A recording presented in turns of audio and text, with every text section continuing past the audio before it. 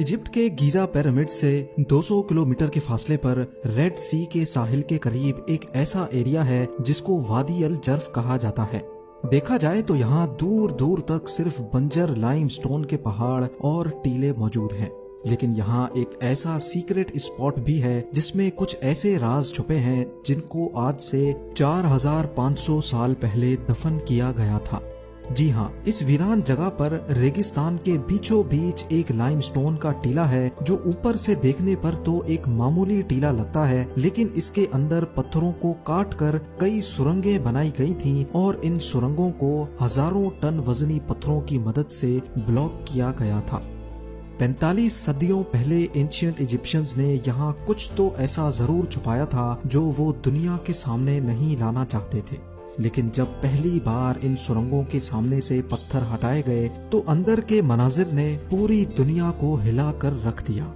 नाजरीन, इजिप्ट के आलीशान पिरामिड्स और यहाँ की जमीन का चप्पा चप्पा दिलकश मिस्ट्री से भरा हुआ है। वैसे तो पूरे इजिप्ट में अभी तक 118 पिरामिड्स ढूंढे जा चुके हैं, लेकिन खदशा है कि कई पिरामिड्स इजिप्ट और अफ्रीकन रेगिस्तान में रेत के टीलों के नीचे अभी तक छुपे हुए हैं। फिल वक्त जो पिरामिड्स दुनिया के सामने मौजूद हैं, उनमें से सबसे बड़ा इजिप्ट के शहर कायरो में मौजूद है, जिसको पिरामिड ऑफ कूफू कहा जाता है। 480 फीट ऊंचा ये पिरामिड इजिप्शियन किंग कूफू ने बनवाया था, जबकि इसके बराबर में ही 450 फीट ऊंचा ये पिरामिड किंग कूफू के बेटे किंग काफरे ने अपने राज के दौरान बनवाया था। हैरत की बात तो ये है कि हर एक पिरामिड को बनाने में 25 लाख लाइमस्टोन के स्क्वायर और रेक्टेंगल ब्लॉक्स इस्तेमाल हुए थे और हर एक ब्लॉक का वजन 2500 केजी बताया जाता है। ये इतना ही वजन है जितना 2 हैचबैक गाड़ियों का वजन बनता है। इतना ज्यादा वजन 480 फीट की ऊंचाई तक लेके जाना और हर एक ब्लॉक को परफेक्ट एंगल पे रखना एक ऐसा टास्क है जिसको आज के दौर में मशीनरी की मदद से ही परफॉर्म करने में कई साल लग सकते हैं। तो सोचें ये काम 45 सदियों पहले बगैर मशीनरी के कैसे किया गया होगा। ये एक ऐसी मिस्ट्री है जिसने पिछले कई सौ सालों से दुनिया को हैरानी में मुब्तला कर रखा है। जिस जगह ये पिरामिड्स बने हैं, ये जगह किसी दौर में एंशिएंट इजिप्शियंस का फलता फूलता शहर हुआ करता था, लेकिन फिर अननोन रीजंस की वजह से ये पूरा एरिया कई फीट रेत के अंदर धंस गया। ईयर 1798 में जब French military leader Napoleon Egypt पर कब्जा करने के लिए आया, तब पिरामिड्स और ये स्फिंक्स आधे से भी ज्यादा रेत के अंदर धंसे हुए थे। अगले 100 सालों तक यहाँ से रेत हटाने के लिए एक्सकवेशन का काम चलता रहा और 1980s में पहली बार यहाँ एक मेजर डिस्कवरी हुई। पिरामिड ऑफ काफरे के बराबर से उन वर्कर्स के ढांचे मिले जिन्होंने कूफू के बेटे काफरे का पिरामिड बनाया था। कई स्केलेटन्स का मुआयना करने के बाद मालूम पड़ा कि ये लोग स्लेव्स नहीं थे, क्योंकि इनको अच्छा खाना खिलाया जाता था और इनकी मरहम पट्टी भी की जाती थी। इन वर्कर्स को अपने किंग का पिरामिड बनाने के बदले में एजाज के तौर पे पिरामिड के बराबर में ही दफन किया गया था। बदकिस्मती से किंग कूफू के मरने के बाद ये जगह कई सालों तक लुटेरों के रहमो करम पर थी। इसी वजह से ना ही यहाँ से कोई पपायरस यानी रिटन डॉक्यूमेंट मिला और ना ही कोई ऐसा सबूत मिला जिससे ये पता लगाया जा सके कि ये पिरामिड्स कब और कैसे बनाए गए थे। यहाँ तक के दूसरे इजिप्शियन किंग्स के कई स्टेचूज या उनकी ममी भी मिल चुकी हैं, लेकिन वक्त की तबाही ने किंग कूफू का ना ही कोई साबित स्टेचू छोड़ा और ना ही लुटेरों ने इनकी ममी को। सिर्फ किंग कूफू का एक उंगली की साइज जितना ये स्टेचू मिला था, जिसको कायरो म्यूजियम में रखा गया है। इजिप्शियन किंग कूफू और उनकी लाइफ के बारे में मजीद जानने के लिए जरूरी था कि गीजा से बाहर निकलकर इन्वेस्टिगेशन की जाए। पिरामिड साइट से 200 किलोमीटर के फासले पर रेड सी के साहिल पे आर्कियोलॉजिस्ट को एक पुराना सी पोर्ट मिला, जिस पर शक था कि ये किंग कूफू के दौर में इस्तेमाल किया जाता था। समंदर के पास से मिलने वाला ये टूटा फूटा स्ट्रक्चर इतना बड़ा था कि इसमें आराम से कई 100 लोग रहकर काम कर सकते थे। जब इस एरिया में मजीद सर्चिंग की गई तो यहाँ समंदर के अंदर से बोट एंकर्स भी दरियाफ्त हुए। उस दौर में पत्थरों से बने एंकर्स इस्तेमाल किए जाते थे, जिनमें रस्सियां बांधकर बड़ी बड़ी बोट्स को पार्क किया जाता था। सुराखशुदा स्टोन एंकर्स यहाँ भारी मिकदार में पाए गए, जिससे ये बात साबित होती है कि ये 4500 साल पहले एंशिएंट इजिप्शियंस का सी पोर्ट हुआ करता था। अगर ये पोर्ट था तो जाहिर है इसमें चलने वाली कश्तियाँ या उनके पुर्जे यहीं आसपास ही कहीं रखे जाते होंगे और एक्सपर्ट्स को उन्हीं कश्तियों की तलाश थी। कई सालों की मेहनत के बाद आखिरकार इजिप्टोलॉजिस्ट को पोर्ट से चंद किलोमीटर दूर लाइमस्टोन के एक टीले के अंदर बड़ी महारत से खोदे गए कई टनल्स मिले, जिनकी एंट्रेंस को बड़े बड़े पत्थरों की मदद से ब्लॉक किया गया था। इस बात के काफी चांसेस थे कि यही वो जगह थी जहां एंशिएंट इजिप्शियंस अपनी कश्तियां लुटेरों से छुपाया करते थे, लेकिन आर्कियोलॉजिकल टीम को इस बात का बिल्कुल भी इल्म नहीं था कि यहाँ से उनको कश्तियों से बढ़कर भी कुछ खास एविडेंस मिलने वाला है। जब इन टनल्स की एंट्रेंस के सामने से पत्थर हटाए गए तो अंदर वो मंजर देखने को मिला जो पिछले 4500 सालों से किसी ने भी नहीं देखा था। काफी बड़े और खुशादा स्टोरूम नुमा टनल्स में से कोई साबित बोट तो नहीं मिली, लेकिन बोट्स के कई पुर्जे जरूर मिले। इन पुर्जों के अलावा यहाँ कई पत्थरों पर किंग कुफू का नाम भी लिखा हुआ पाया गया। फ्रेंच इजिप्टोलॉजिस्ट पियर्व टले इस नाम से अच्छी तरह वाकिफ थे, क्योंकि उन्होंने कई हायरोग्लिफिक्स पे ये नाम पहले भी देख रखा था। इस पर जो लिखा था उसका मतलब है, हमारा खुदा कुफू हमारी हिफाजत करे। एंशिएंट इजिप्शियंस अपने किंग को खुदा मानते थे और वो जहाँ भी काम करते थे वहाँ अपने खुदा यानी किंग का नाम जरूर लिखते थे। पत्थर पे लिखा ये नाम इस बात की निशानी थी कि ये एंशिएंट स्टोर रूम किंग कुफू के दौर में इस्तेमाल होता था। इस सीक्रेट स्टोर रूम पर जब मजीद तहकीक की गई तो हैरत अंगेज तौर पे यहाँ से बहुत खस्ता हालत में पपायरस भी मिला, जो एक भारी पत्थर के नीचे दबा हुआ था। पपायरस एक मोटे कागज की तरह होता है जिसको पपायरस के प्लांट से तैयार किया जाता था। उस दौर में सारी कागजी कार्रवाई इन पपायरस पे ही की जाती थी। इजिप्टोलॉजिस्ट और उनकी टीम जो यहाँ आई तो बोट्स तलाश करने थी, लेकिन अब उनको एक बहुत इम्पोर्टेंट डॉक्यूमेंट मिल चुका था। और यहाँ ये बताना भी जरूरी है कि पूरी दुनिया से मिलने वाले पपायरस में से ये सबसे पुराना था। इस डॉक्यूमेंट में क्या कुछ लिखा था इसको समझने के लिए जरूरी है कि पहले इसको रीस्टोर करवाया जाए। पूरे 6 सालों की मेहनत के बाद जब इसको रीस्टोर करवाया गया तो किंग कुफू के दौर की कुछ झलकियां नजर आने लगी। इस पपायरस को लिखने वाला मिरर नामी एक सुपरवाइजर था जो किंग कुफू के लिए काम करता था। ये एक तरह की रिकॉर्ड बुक थी जिसमें सुपरवाइजर अपने 40 वर्कर्स के साथ जो भी काम करता था वो लिख लिया करता था।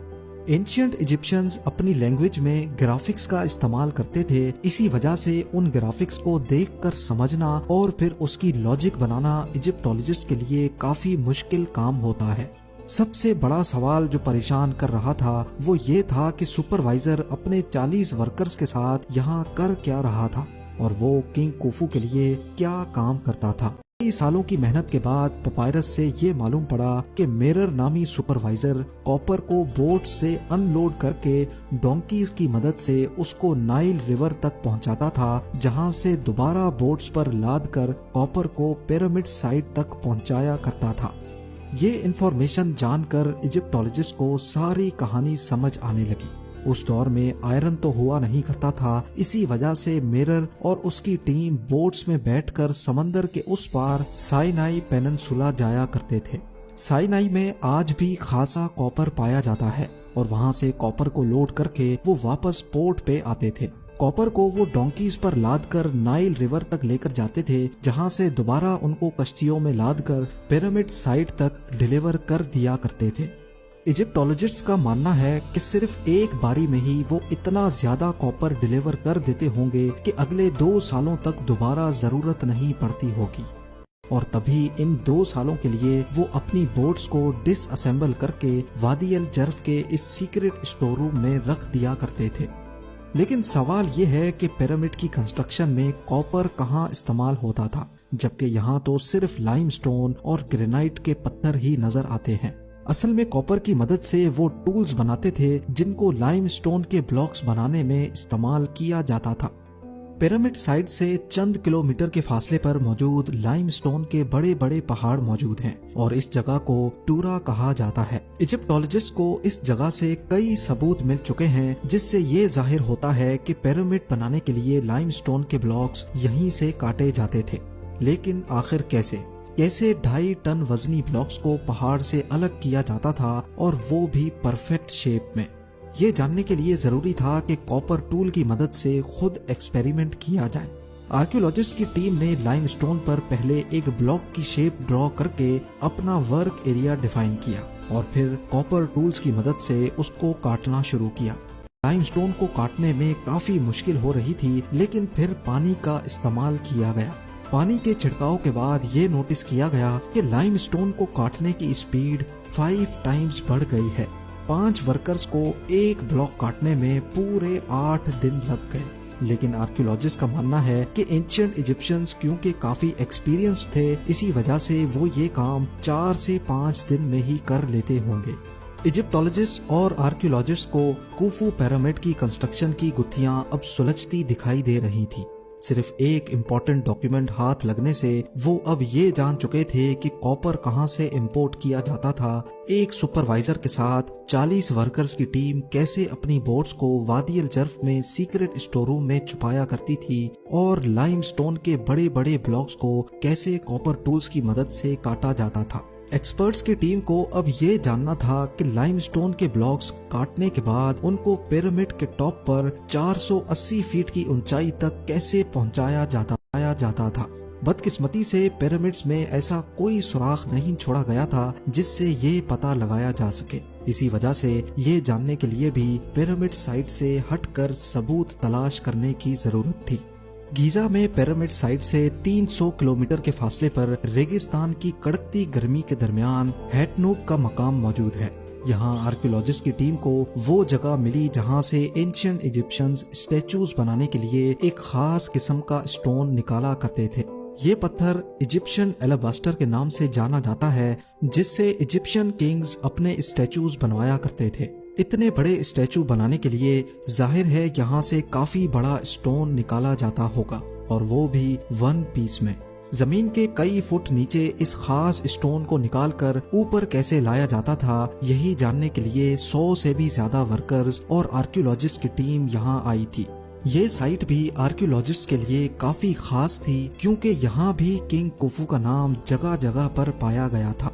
पिछली 45 सदियों से इस स्टोन क्वारी पर कोई काम नहीं किया गया था। इसी वजह से वक्त के गुजरते यहाँ काफी रेत और मलबा इकट्ठा हो गया है। लेकिन एक्सपर्ट्स काफी पुरुमीद हैं कि इनको यहाँ से कुछ खास इंफॉर्मेशन जरूर मिलेगी। कई महीनों तक यहाँ खुदाई का काम चलता रहा, लेकिन मलबे के सिवा यहाँ से कुछ ना मिल सका। पर आखिरकार वो दिन आ ही गया जब यहाँ से पहला सुराख मिला। जमीन से कई फुट नीचे मलबे के नीचे दबी हुई स्टेयर्स और एक रैंप नुमा चीज जाहिर हुई। मजीद खुदाई के बाद स्टेयर्स पर कुछ अनोखे गड्ढे भी उभर कर सामने आ गए। दोनों साइडों पर स्टेयर्स, बीच में रैंप जिसकी स्लोप 25% के आसपास थी, और स्टेयर्स पर बने अनोखे गड्ढे आखिर क्यों बनाए गए थे।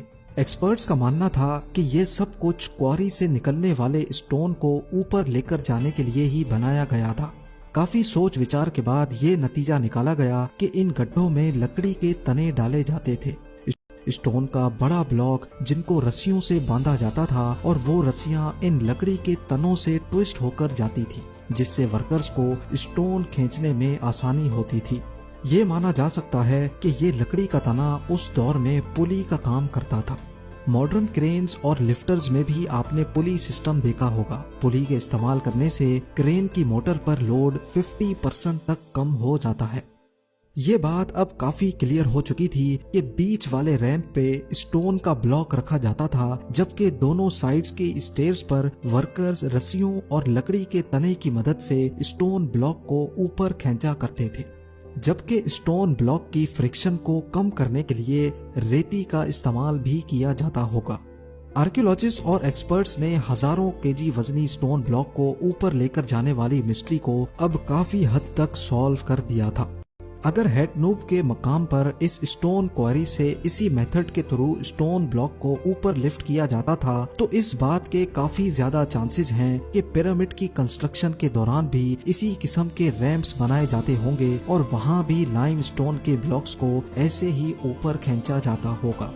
नाजरीन, द ग्रेट पिरामिड्स को बने 4500 साल गुजर चुके हैं और पिछले 300 सालों से इन्होंने पूरी दुनिया को अलग अलग मिस्ट्रीज में उलझा कर रखा है।